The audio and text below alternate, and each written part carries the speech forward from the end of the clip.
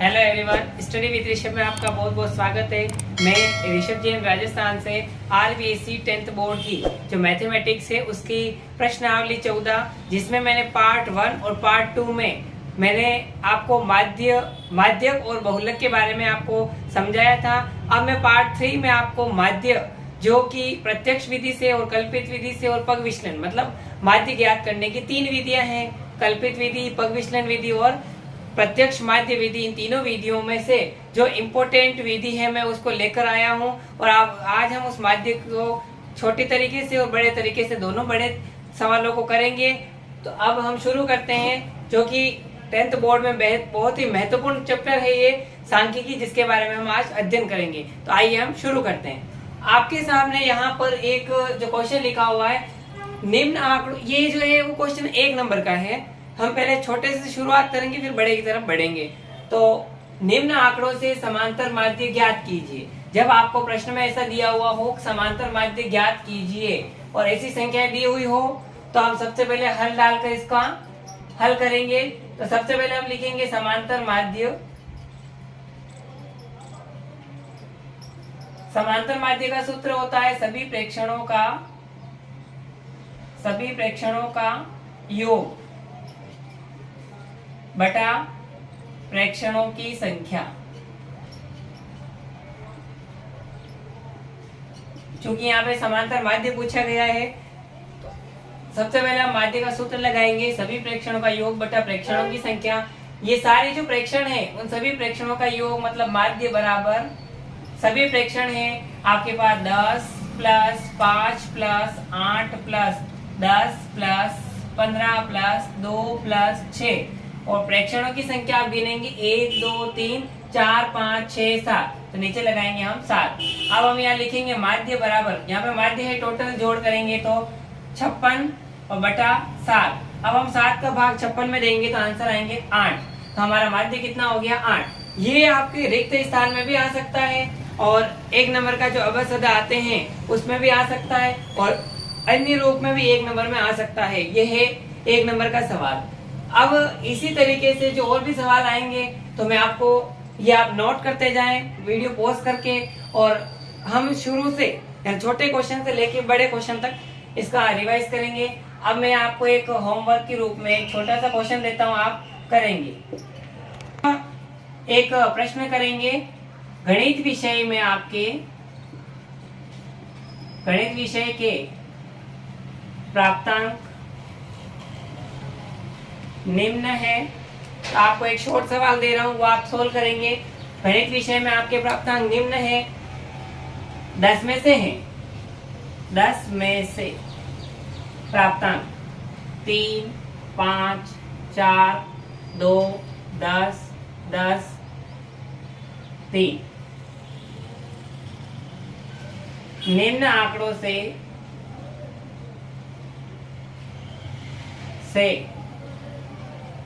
माध्य ज्ञात कीजिए।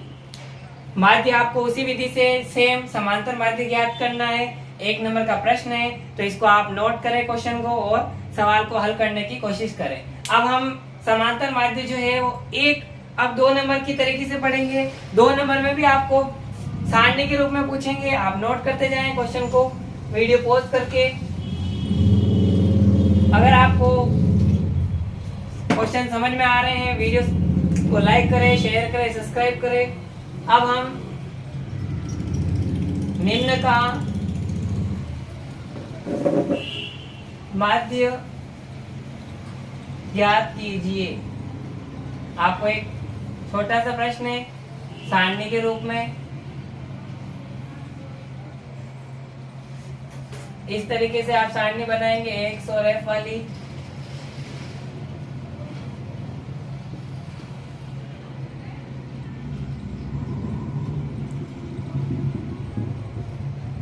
अब आपको इसमें पूछा है एक समांतर माध्य ज्ञात करना है, तो अब हम इसका समांतर माध्य ज्ञात करेंगे। जैसा कि आप देखें उस विधि में हमने समांतर माध्य में सभी प्रेक्षणों का योग बटा प्रेक्षणों की संख्या लिखा है। इसमें हम हल करेंगे। ये 2 नंबर का सवाल है। काफी महत्वपूर्ण सवाल है बोर्ड की आरबीएससी में। हम 3 डब्बे की सारणी बनाएंगे। पहले में x है तो x लिखेंगे, दूसरे में f है तो f लिखेंगे। पहले इनको उतार लेंगे 1 2 3 4 और f में अपन लिखेंगे 5 10 10 3 और सबसे पहले हम सिग्मा लगा के f की जोड़ करेंगे 10 20 25 28 इसकी जोड़ हो जाएगी 28। अब हम यहाँ लिखेंगे f और x का गुणा, यानी f और जो x है उसका हम गुणा करेंगे। 1 को 5 से करेंगे 5, 2 को 10 से गुणा करेंगे 20, 3 को 10 से गुणा करेंगे 30, 4 को 3 से गुणा करेंगे 12। अब इसकी हम जोड़ करेंगे तो नीचे लिखेंगे सिग्मा, ऊपर fx है तो नीचे fx और इसकी जोड़ करेंगे 67।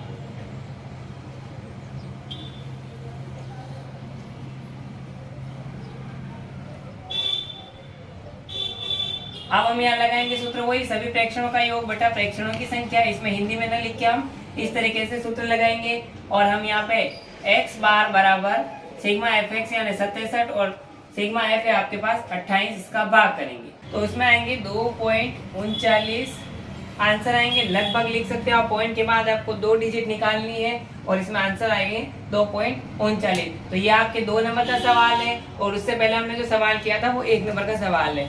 अब हम इस सवाल को, अब इसमें भी हम 2 तरीके से बांटेंगे। आपको माध्य, हमेशा याद रखें आपको माध्य 3 विधियां हैं, प्रत्यक्ष, कल्पित, पग विचलन, जिसमें से मैं आपको जो महत्वपूर्ण सवाल है परीक्षा की दृष्टि से जो 100% बोर्ड परीक्षा में आने वाले हैं मैं उन्हीं को पढ़ा रहा हूं। तो प्रत्यक्ष विधि और आपको कल्पित विधि ही पढ़नी है, पग विचलन विधि पर आप ध्यान नहीं देंगे। प्रत्यक्ष विधि जो कि मैंने इस तरीके से समझा दी है और अब हम इसी सवाल को कल्पित विधि से करेंगे या अन्य सवाल भी हम ले सकते हैं। तो अब हम एक सवाल लेके हम कल्पित विधि से सोल्व करेंगे। तो आइए हम सवाल शुरू करते हैं। सवाल आप नोट करते जाए कॉपी में, कमेंट करते जाए।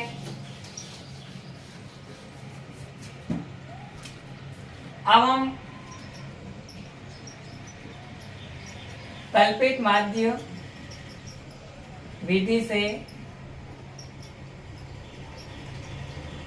माध्य ज्ञात कीजिए। एक सवाल है,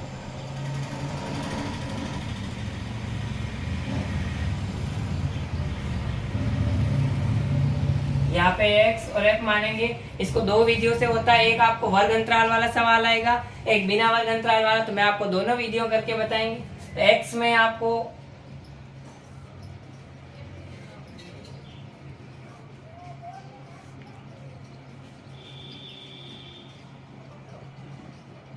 इस तरीके के आपके सवाल है, इस तरीके सवाल को आप कल्पित माध्य विधि से आपको माध्य ज्ञात करना है। और ये जो कल्पित विधि है वो आपके बोर्ड की दृष्टि से बहुत ही महत्वपूर्ण इंपॉर्टेंट है, रट लीजिए इसको। श्योर है 110% की ये कल्पित विधि ही परीक्षा में आपको पूछी जाएगी। तो अब हम इसको शुरू करते हैं। सबसे पहले अगर आपको इस तरीके से दिया हुआ हो तो सबसे पहले आपको इसी तरीके से x f 4 बॉक्स वाली सारणी बना के इसमें सवाल हल करना है। सबसे पहले हम x लिखेंगे, f इधर हमको निकालना है di, या आप चाहो तो इस तरीके से xi माइनस a बराबर di, यानी कल्पित विधि में हमको di निकालना होता है। कल्पित विधि का सूत्र होता है इसका x बार बराबर a plus sigma fi di बटा सिग्मा fi।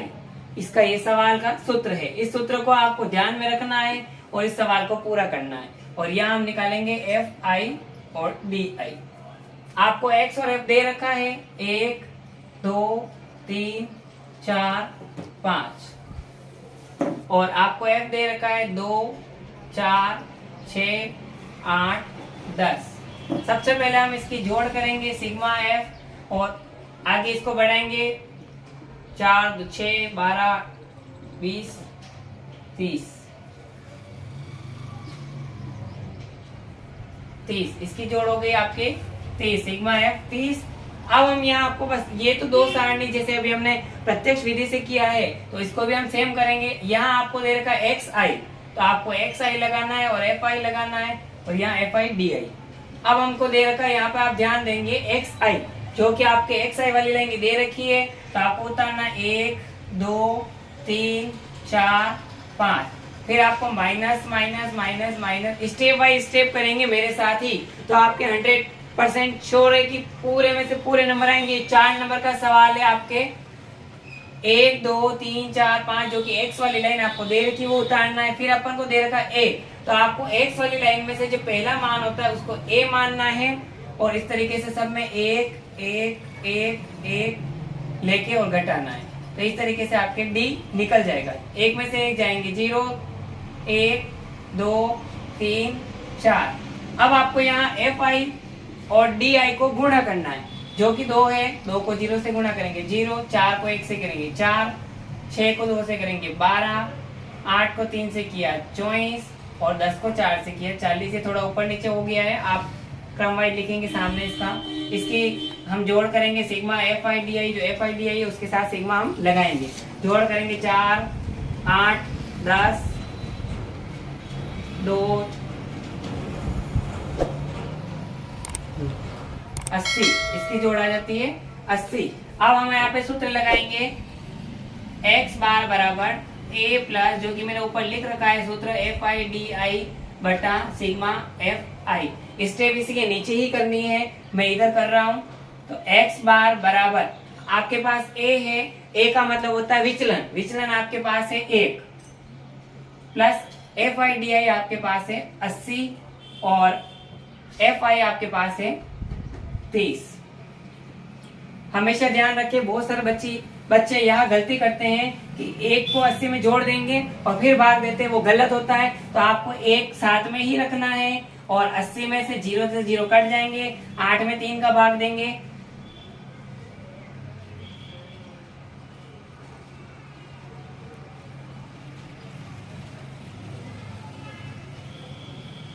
$2.66 इसके आएंगे भाग में। अब आपको क्या करना है, दो जो पॉइंट वाली संख्या है उसके आगे यानी 2 में 1 जोड़ना है, तो 3 और पॉइंट पीछे की संख्या है जैसे कि जैसे लिख के हम लिखेंगे इसका आंसर। इस तरीके से इसका स्टेप होगा, ध्यान रहे 80 में 1 जोड़ के फिर भाग दोगे तो आपका सवाल वही आधी स्टेप गलत हो जाएगी, नंबर कट जाएंगे। इसलिए आपको पूरा इस विधि से a plus sigma F I D I में जोड़ के भाग दिया तो 80 में 3 का भाग 30 का दिया, 2.66 में फिर 1 जोड़ा तो 3.66 इसके आंसर आएंगे। आप इसको कॉपी में नोट कर लें और इसको किताब में से जो सवाल है उन सवालों को अन्य विधि से सोल्व, इसी विधि से कोई सा भी सवाल लेके आप सोल्व कर सकते हैं।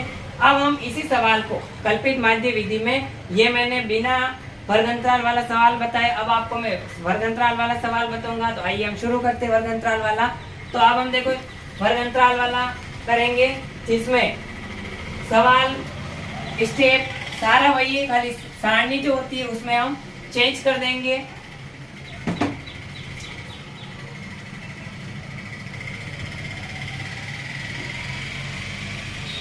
सवाल देखेंगे आप वर्ग अंतराल और बारंबारता को ही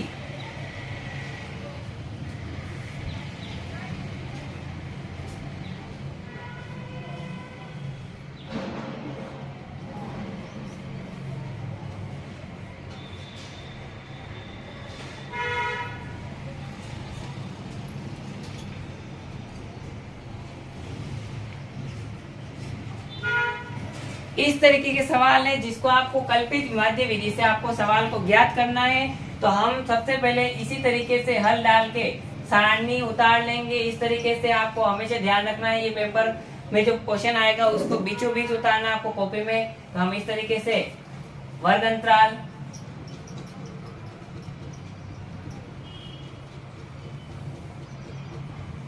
किसी विद्यार्थी को क्वेश्चन समझने में अगर कोई समस्या आ रही हो तो आप कमेंट बॉक्स में कमेंट करें ताकि हम उस समस्या को दूर करने का प्रयास करेंगे। बारंबारता को हम कहेंगे f, जो कि हम यहाँ लिखेंगे और यहाँ हम निकालेंगे एक्स आई, यहाँ एफ आई। जैसा कि अभी हमने देखा था एक्स वाले सवाल पहले पिछले वाले सवाल में x और f दिया हुआ था, इसमें वर्ग अंतराल है तो वर्ग अंतराल रखेंगे, उसके पास वाले बॉक्स में हम x वाली संख्या निकाल लेंगे। 0 से आपके पास है 10, दूसरे में है 10 से 20 जो कि वर्ग अंतराल, 20 से 30, 30 से, बहुत ही आसान तरीके से सवाल समझा रहा हूं मैं, आप इसको उतार दे जाए कॉपी में।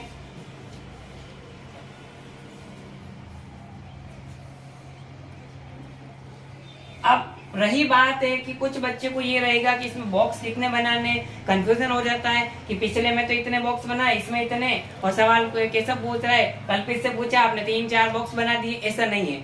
अगर आपको जो पिछले वाला सवाल हमने किया है, अगर आपको x और f सीधा सीधा दिया हुआ है तो आपको 4 बॉक्स बनाने हैं, क्योंकि उसमें वर्ग अंतराल नहीं आता है। और अगर वर्ग अंतराल वाला इस तरीके का सवाल आता है तो आपको 5 बॉक्स बनाने हैं। 1 2 3 4 स्टेप वो की वही है, खाली पहले बॉक्स में आपको वर्ग अंतराल उतारना है।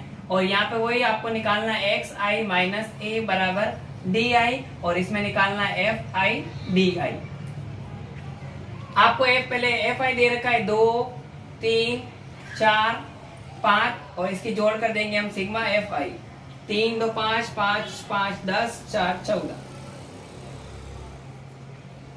अब आपको निकालना है xi, पहले वाले सवाल में xi दिया हुआ था, इसमें निकालना है तो निकालेंगे कैसे? ऊपरी और निम्न जो सीमा होती है उस सीमा को जोड़ के हमको आधा करना है तो मध्य मान निकल जाएगा। जैसे 0 और 10 का मध्य मान होता है 5, और नहीं समझ में आता है तो इस तरीके से आप 0 और 10 को जोड़ेंगे और आधा करेंगे। 10 और 0 10, 10 का आधा 5, 20 और 10 30, 30 का आधा 15, मतलब मध्य मान 10 15 20 20 25 30 30 35 40, इस तरीके से मध्य मान निकालेंगे। अब आपको यहाँ निकालना है xi, आपको xi सीधा सीधा दे रखा है जो हम सेम उतार लेंगे। 5 15 25 35, बीच में आपको सामने minus minus, step by step करेंगे, हल करते जाएंगे, आसानी से हो जाएगा। अब आपको a निकालना है, पहले मैंने बताया है x वाली लाइन में से आपको पहला जो मान होता है उसको a मानना है। a को आप कल्पित मान कहते हैं, तो हम a मान रहे हैं 5, तो सभी जगह हम 5 लिखेंगे। आपको कभी कभी सवाल में बीच वाला मान भी मानना पड़ सकता है, वो सवाल के अकॉर्डिंग है। अगर सवाल में आपको दिया हुआ होगा कि आपको कल्पित 15 मानकर करना है तो हम 15 मान करेंगे, और अगर आपको नहीं दिया हुआ है तो आपको x वाली लाइन में से जो पहला मान होता है उसी को मान के करना है। अब आप यहाँ निकालेंगे इसका मान, 5 में से 5 घटाने हैं 0, 5 में से 5 15 में से 5 गए 10, 25 में से 5 गए 20, 35 में से 5 गए 30, इस तरीके से ये di आ जाता है। अब आपको fi और di को गुणा करना है। 2 को 0 से गुणा करेंगे 0, 3 को 10 से गुणा करेंगे 30, 4 को 2 से गुणा करेंगे 20 चौक 80, 5 तिया 15 यानी 150, इसकी जोड़ करेंगे सिग्मा fi di, तो यहाँ जोड़ करेंगे 0 13 14 15, यानी 260 आ जाएंगे इसकी जोड़। अब हम यहाँ इसका सूत्र लगाएंगे कल्पित माध्य का, a plus sigma fi di बटा सिग्मा fi। आपको a आपने 5 माना है तो हम लिखेंगे 5 प्लस fi di आपके पास है 260, हम लिखेंगे 260, और सिग्मा fi है आपके पास 14। अब आपको 5, जैसा कि मैंने पहले बताया है, 5 को सीधा सीधा जोड़ना है और 260 में 14 का भाग देना है। तो इसने 14 का भाग दिया है, जिसका भाग गया है 18.57, और उसमें आपको अब 5 जोड़ना है, तो इस तरीके से लिखेंगे 0.57, और 8 5 13 का 3 हासिल 1 और 1 2, यानी 23.57 इसका आंसर रहेगा। तो इस तरीके से आपको कल्पित विधि से सवाल करने हैं, और मैंने दोनों तरीके से आपको कल्पित माध्य वाले सवाल और समांतर माध्य जो छोटा सवाल होता है और 2 नंबर का जो सवाल होता है सारणी के रूप में, मैंने वो समझा दिया है। तो इस तरीके से कल्पित माध्य विधि परीक्षा की दृष्टि से कक्षा 10 में बोर्ड परीक्षा में बहुत ही महत्वपूर्ण मानी जाती है, जिसका सवाल आपको 5-4 नंबर में पूछा जाता है। तो आपको मैंने दोनों वीडियो से सवाल को समझा दिया है, और आप इस सवाल को नोट करते जाएं। और अगर आपको ये वीडियो अच्छा लगता है तो लाइक करें, शेयर करें, सब्सक्राइब करें ज़्यादा से ज़्यादा, और इस यूट्यूब चैनल को ज़्यादा से ज़्यादा शेयर करें। और आगे मैं बहुत जल्द दूसरी जो चैप्टर है वो बहुत जल्द लेकर आऊँगा। मैंने भाग 3 में आपकी पूरी 14 प्रश्नावली डाल दी है। अगर और कुछ पॉइंट टॉपिक रह जाएगा तो मैं और डाल दूंगा। आप कमेंट बॉक्स में कमेंट करें, कुछ और क्वेश्चन समझने के लिए आप जरूर कमेंट करें। थैंक यू, धन्यवाद।